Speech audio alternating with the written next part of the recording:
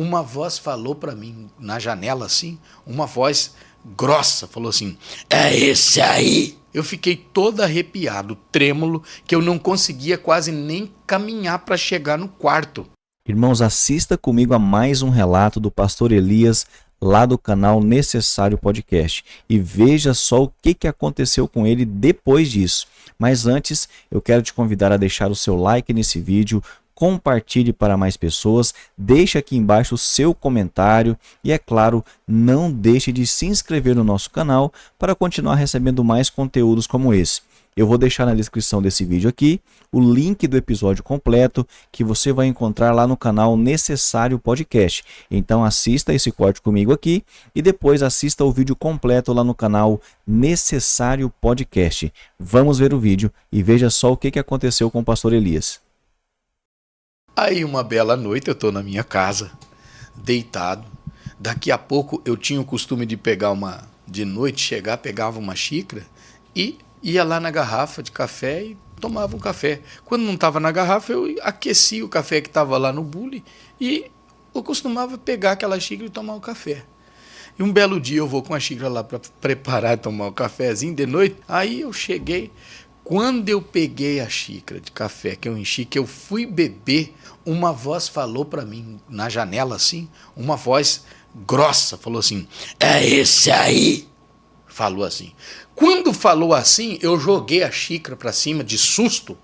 Eu joguei a xícara para cima, desesperado. Tomei aquele susto assim, eu olhei na janela, tinha a janela que dava acesso da cozinha, e aí tinha uma outra janela para lateral assim, nas cortinas, eu vi um vento assim que passou assim.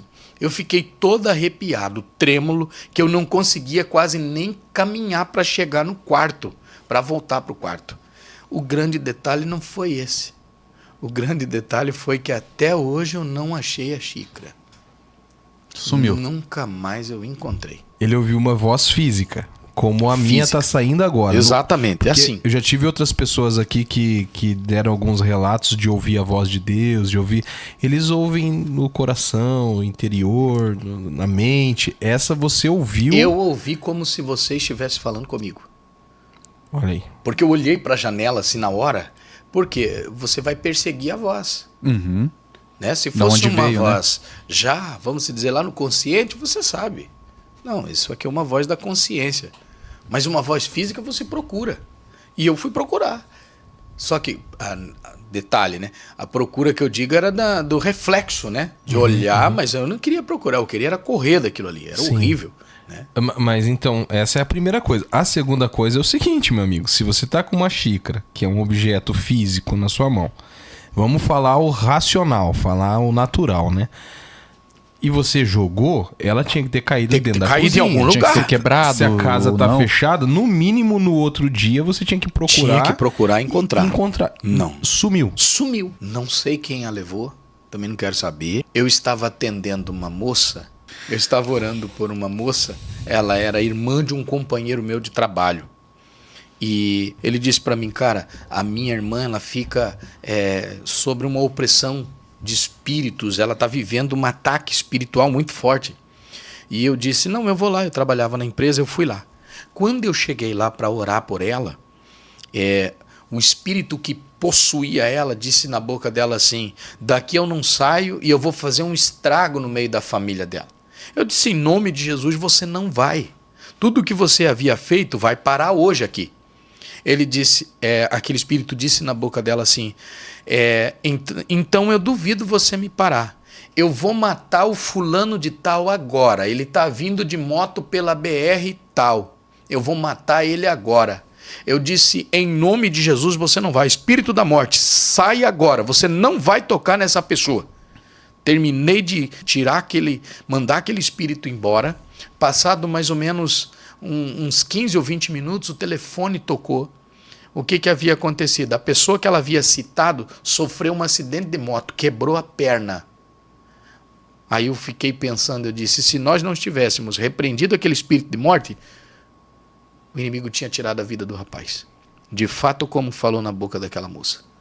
Mas naquele exato momento, a oração, a palavra de repreensão pela autoridade do nome de Jesus, limitou o adversário de matar a vida daquele rapaz, tirar a vida daquele rapaz. Mas ele teve a consequência de sofrer um acidente ali. Por muito pouco não morre. Então, essa é uma história assim que foi uma experiência que eu vivi num bairro aqui na cidade e que foi assustador, né? Eu cheguei numa casa para orar naquela casa e havia uma perturbação naquele ambiente, naquela casa. Era uma casa totalmente perturbada e nós começamos a orar e lá tinha um quadro. Eu cheguei e tinha um quadro desses quadros 3D, sei lá se é 3D ou é 2D, né? Que você vai um pouquinho para o lado, ele parece se movimentar, né? Ele tem ângulos diferentes. Aí eu olhei assim, tinha um quadro assim. Então, nesse quadro, tinha uma pessoa balançando aquele quadro. Balançando.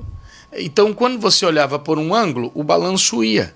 Quando você mexia um pouquinho o ângulo, aquele balanço voltava, né? Então você via a ação de empurrar o balanço, é lindo, e quando você voltava, o balanço estava voltando. Eu olhei aquela pessoa empurrando, o balanço estava vazio, ok.